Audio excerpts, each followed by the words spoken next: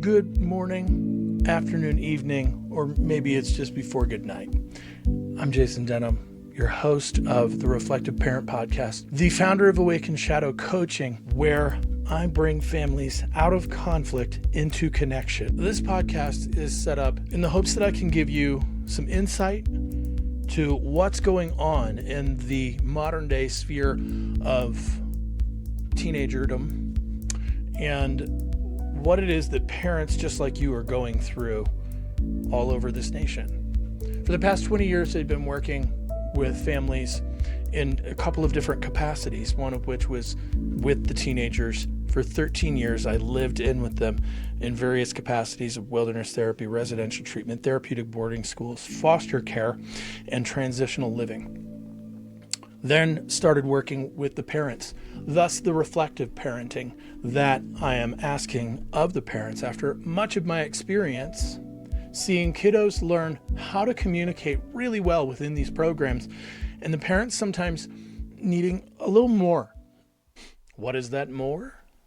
Well, it can be some of this insight into what's happening in our family dynamics due to things like screens. Cell phones, tablets, video games. Heck, the way that the television has been integrated where you can doom scroll the same way on the TV that you do the phone. And I am a person who is not immune to these things, though I'm talking about them, and I want to, you know what, you guys, I'm just going to do it. I'm going to raise the alarm. I've spent a lot of time sitting back and thinking to myself, I want to come in gently and I want to come in cautiously, but I think the time for that is done. For the past almost 6 years, I've been watching YouTube and messing around with TikTok and looking at things like Snapchat and Instagram and Facebook and Twitter, formerly Twitter, now X, all of these spaces that our kids have been going into since 2007 as these apps have come into being, watching them change. I was at a therapeutic boarding school with a wilderness back when the first staff member that I was working with brought a smartphone in. And we sat there by its little glow while the kids were going to sleep, and we were trying to understand the apps and trying to understand what this whole thing was. We were kind of gleeful in that it was such a different interface. What we didn't know then, and what we would come to find over the next year alone, is how many kids would come in with problems regarding these phones, these apps. We'd seen video game before. The kids with the addiction to WoW and spending all of that money that felt like it was virtual, but it wasn't virtual, was it? And this kind of diverged a fork in the road because the social media space made your friend group as large as the planet. It made it possible for you to sit with this thing and never get a break. I've been doing some diving into other people's thoughts and opinions about this, like Tristan Harris, formerly an executive of Facebook, who did the documentary, The Social Dilemma. I highly recommend that you watch that and then watch it with your kids and have a discussion about it. And especially with me raising this alarm, time to put the smartphones down. It's time to start the painful process of pulling back your kids who already have engaged with the smartphones. And for your littles that you haven't made the decision about smartphones yet, I highly recommend that you keep the smartphone away from them the same way that you would keep a pack of cigarettes and a lighter away from your kid. It's damn near the same. It is not good for our nervous systems. It's not good for our mental capacities. It is deteriorating us in this capacity, similarly to the way that the tar sits on in our lungs when we're smoking, and the way the stench of it comes off of you. the way that the ashes are everywhere, the way that we're burning the silly off the throat. Okay? We are seeing record number highs of suicidal ideation, of the comparative nature, because the space that your kids are in their developmental processes is monkey see, monkey do. That's the dumbest way that I can put it down to you. They're always thinking about, what is everyone else doing? Why do you think it's so upsetting to them when you say, why can't you be more like so-and-so? They're already thinking about those things. This is why when your kiddo comes down the stairs in the morning, they may be dressed in almost a new costume, or they may be trying out a new accent or affect. They may be a little more rigid, or they may be a little more soft. But they're trying different pieces of what they see in the world out as they're trying to establish their identity. The phone has in it all of this influence, and it's, as Jonathan Haidt and Jordan Peterson talked about, social psychologists who've been really studying this closely, it is the best trainer we've ever seen, because we get low doses of information algorithmically that we want to believe, that we want to agree with, that will shape our entire view. We, the adults, myself included, are susceptible to this. I have been pushed to one extreme and to another while I was growing up and exploring through this, and recognized that I needed to make a separation so that I could stay in the central spaces and be a more neutral voice. I'm taking my time to look into different types of research so that I know that I have a foundation that's stable to come from, and I'm not being so influenced by so many things. Am I batting 1,000? No, not even close. There are so many of us that are so persuadable. There's a great example of this in the documentary Cambridge Analytica. I believe that you can find that on Netflix. And it talks about how technology has been used already to sway the decisions and the opinions of the people who sit in the most reasonable place, the middle. Now, I'm not going to get political on you. I don't want to do that. That's not at all what I'm about. But I do want to say that if these things are true and happening in the world, we must turn into the mama and papa bears that is born into us and stand between our kids and social media. And what's funny is I feel like I've gone on quite a tangent here with this one, and I meant to come here and talk to you about the second flag that I'll raise, and it's AI. The large language models. I've been looking into those as well. And the way I've been looking into it is I started with ChatGPT, the OpenAI crew that began the large language model. I jumped over into X's version, Grok, that is being reported to us that is absolutely trying to be a truth seeker. Nevertheless, still a large language model. Gemini is Google's version. Copilot is Microsoft's version. And now there are dozens more that do different things. But Claude is another, a cousin of OpenAI. Some of the people that started OpenAI splintered off of that, made Claude. Claude does incredible work with programming. So here we are with these large language models. They can do fantastic things. In the hands of people who may have studied what they mean, and we don't have those studies yet. That hasn't been around long enough. Those people may be able to maximize their efforts and their efficiency and so on. But our kids, that's a whole nother ball game. When I have used each and every one of these large language models, they're incredibly complementary, to the point where all my ideas are brilliant and they're great ideas. And y'all, I've been around the block. I know that my ideas are not fantastic ideas.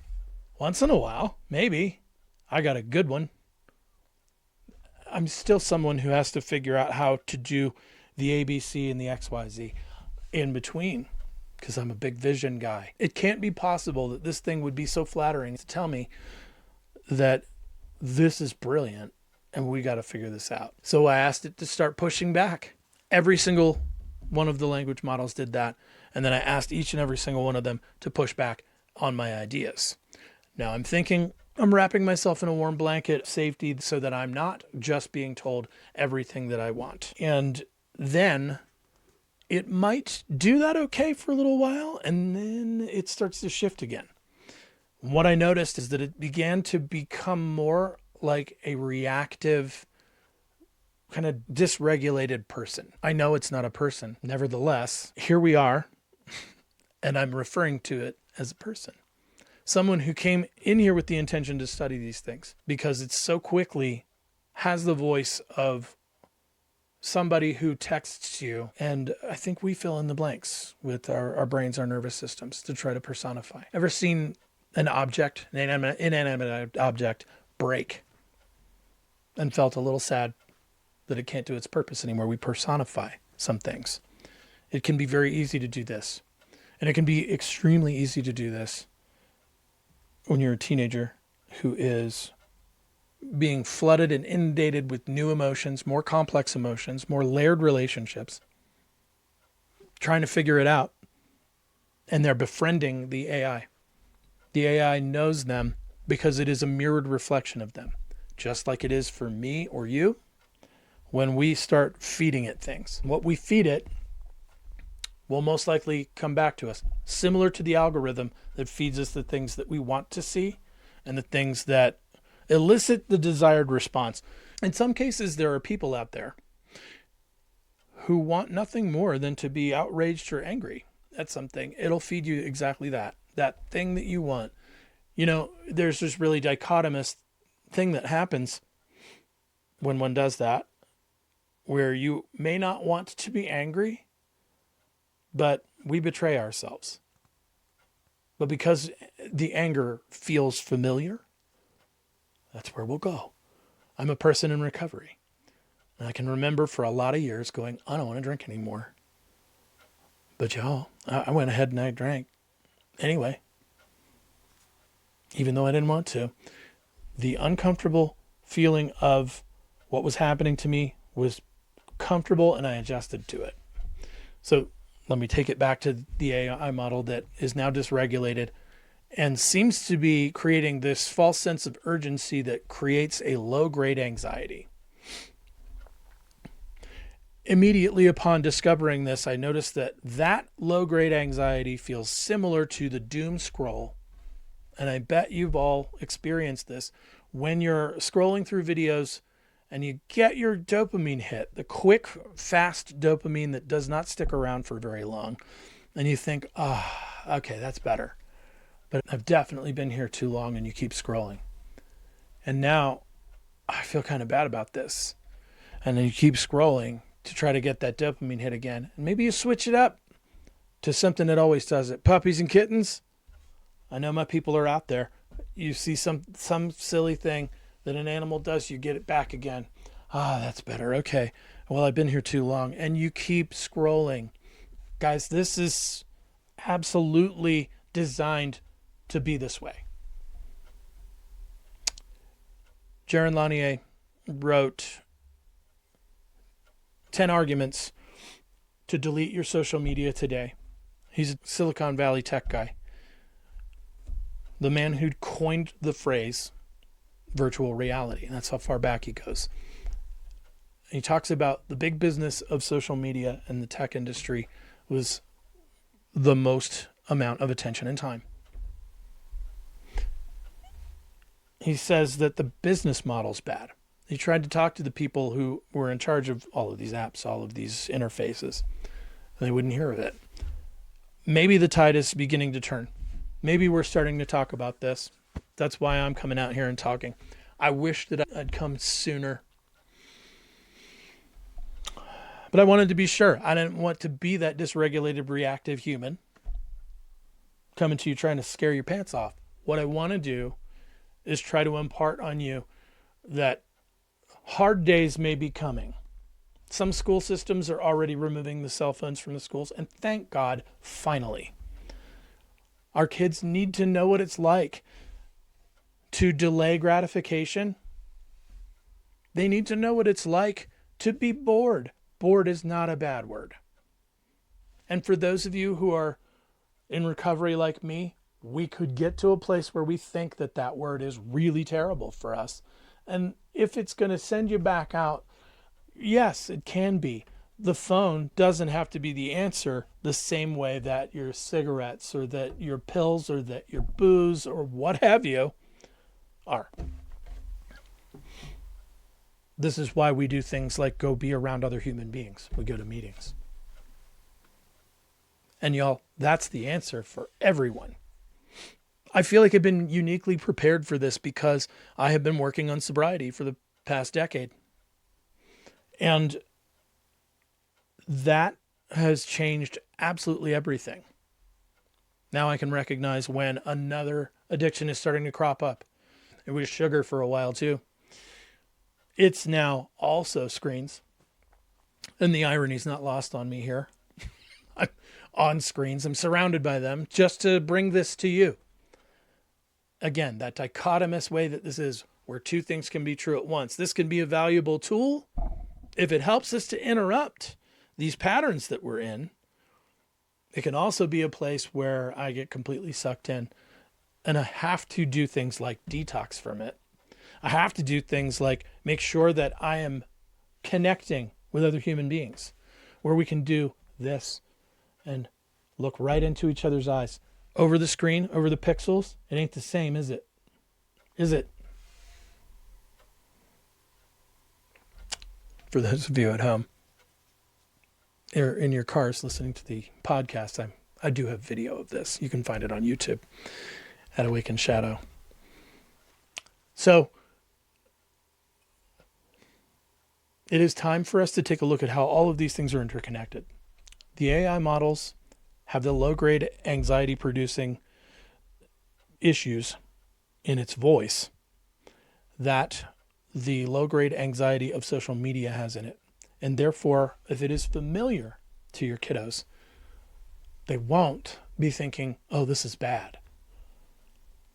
Because of where they are in their developmental stage, and they're looking for ways to figure out how to be popular, how to relieve the stress of the comparison, which we all know is the thief of joy, by further integrating into these spaces, obsessively scrolling through what their friends are doing or what their enemies are doing or what the people that they're trying to get closer to are doing, feeling like they're not enough. They're not with another friend, one-on-one negotiating how we play together, how we behave together, what our values are. And that's so important, to be together and to make mistakes. So many kiddos, when interviewed about the things that they say, which are absolutely vile online, if you put them in the same room with the people who they said those things to, they can't believe that they said those things because they never occurred to them that that was a real person on the other end. It's wild, isn't it? Social media will depersonalize us, and then when we jump into the AI chatbots, we're personalizing that. And we may be making the large language model a reflection of the things that we hear from the people in social media, which could be really, really damaging. Our kids are not ready to wield this type of interaction. I'm going to go so far as to say, I don't think we, the adults, are ready for this type of interaction. To know how much is going on in the world and in every neighborhood with so many different human beings, we were never set up to manage this much information. We have to be really, really careful about remembering to slow to the pace of nature.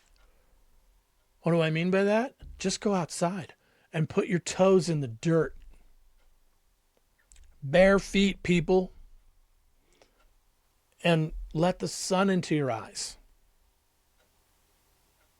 This backlit blue stuff,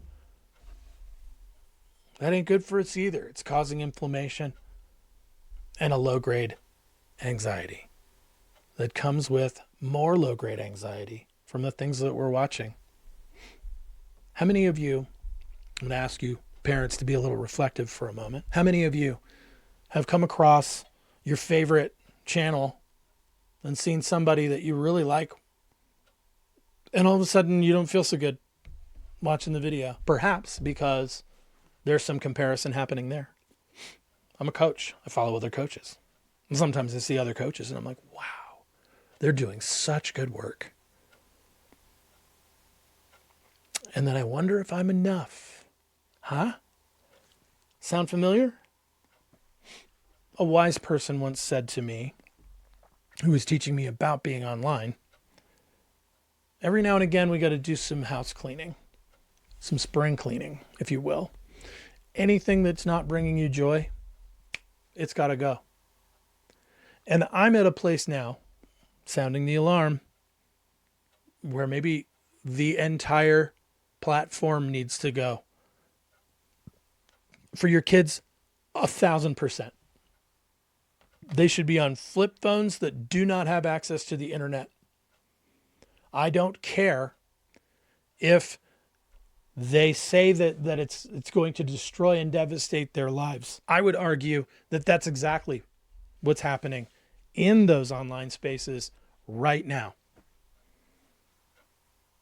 How many of you have said, I don't think I could have done it if I was their age today? I think all of us have at some point. I don't know how they do it. They're not doing it. They're trapped in this thing and they think it's the only way. Like I used to think about alcohol. It's the only way. It's not. What we have to do is untether our kids from these devices. They will withdraw. They will escalate their behaviors. Your household will be chaos for a little while. What I'm offering is a path and a structure for you in the form of the family table method with a family agreement and how it is that you're going to sit with your kiddos and help them through this process. And I will help you. We have to move into a new era. But it's not that new because it's actually stepping back to the past. Back to kids coming over and playing with each other at your house. The things we're adding are everybody put your phones up on the designated spot. That means it's time for quality connection. And you have to ask us if you want to take them down and use them for something. Sure, you could have them play a game, 30 minutes, something like that. Maybe less. Absolutely. If they want to use the tools that are in that phone, do it together. And I'm already hearing you, but what about where am I going to find that time? And the question I ask reflective parents is, how long are you on your devices? How often are they coming out? When those kids are over, are you working on emails? Trying to get ahead? Are you doom scrolling because something happened at work today? Or there's some division happening within your relationship with your partner? Have you really looked? It might be time to turn on those app monitors for yourselves. And it's of the utmost importance that you get eye contact with your kids as often as you possibly can, and that you're curious about who they are and who they're becoming. the way that we do that is to sit down with them and ask them those questions. And we designate time for that. If they've got friends over, be involved somehow. Just for little spurts here and there, and then let them go do their thing. But get those devices from them. And you can make it fun. I can show you how. The transference of joy and togetherness and connectedness that comes from exploring what your kids' ideas are, and maybe sometimes gently pushing back on some of the broken logic that might be coming out of them. I can't tell you how often I enjoyed those conversations, even if they were eye rollers. And being able to spend that time watching some of the kiddos that I knew come into a new understanding of what it is to be a young person in the world, an emerging adult, there's nothing better. And those weren't even my children. Imagine how intense watching them grow, witnessing them grow. It is up on par with when you saw them lift their little baby head up off the floor on their bellies for the first time. First time they stood. First time they started to walk. It's all the same. Those things happen throughout our entire lives. I sure hope you don't miss it. Okay. To recap, if you need it, I'm here to help you with a plan for how it is you separate your kids from their devices. We can start with the cell phone, and I promise that it'll start to increase in other areas. It might be the tablet, it might be the laptop, it might be video games. Everything is going to have to eventually have an intentionality behind it. I highly encourage you to watch The Social Dilemma together and to talk about it. I highly recommend that if you're really worried about what's happening between your kids and their friends when they are separated from this, there's a fantastic book called Hold On to Your Kids by Gordon Neufeld and Gabor. And it talks about peer attachment. I will be talking about more of these things in future episodes. I will also be talking about this in the Reflective Parent Support Group. I am building that right now, and it is going to be separated from all social media. However, we are going to go over some of what the experts are saying and some of the things that are happening in the social media spaces there so that it is directed and focused. You can get information quickly there without getting distracted. We can put together plans. We can talk with other parents from all over the country. The whole point of this is to have a village or a neighborhood that is countrywide. So parents just like you, who might be really struggling, can find other people who are going through what you're going through. Sometimes just to talk about it. That's all that has to happen. In some cases, we may all work together in a collaborative way to develop systems and workshops that are going to change the game. This is what I want to be here to do for you. I want to be here to support all of you in this because I've worked with so many kiddos for so many years that have been struggling. And it has gotten so much more challenging to the point where I feel like there's a tidal wave coming at me and all I've got is a little Wile E. Coyote umbrella for protection. Together is better, y'all. If we do this together, I think we can actually move this needle in helping to take back the connected family out of conflict and into deeper connection where your kids see you as a guide, a teacher, a support, safety, It's all within you. And together, we can stand against that tidal wave. And we can change the game. All you've got to be willing to do is come to the table. And I'm already sitting at it. I'm right here.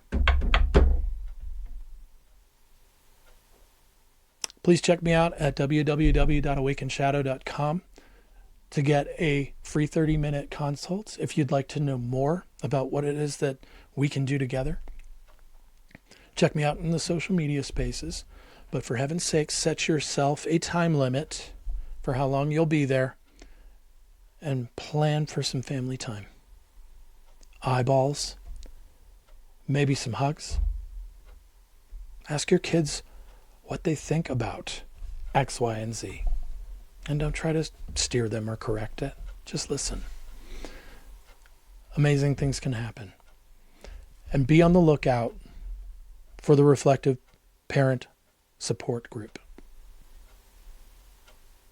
I'll put the links in the usual places. And it helps me tremendously to get the word out there when you do things like share feedback and leave reviews. So if you have the time and the energy, if you feel like it's important, think about the other families who are out there all alone on an island, feeling like they don't know what to do next. Let's get us all connected so that we got a plan. And we'll go move forward together. Because like I said, together is better. I'll see you soon.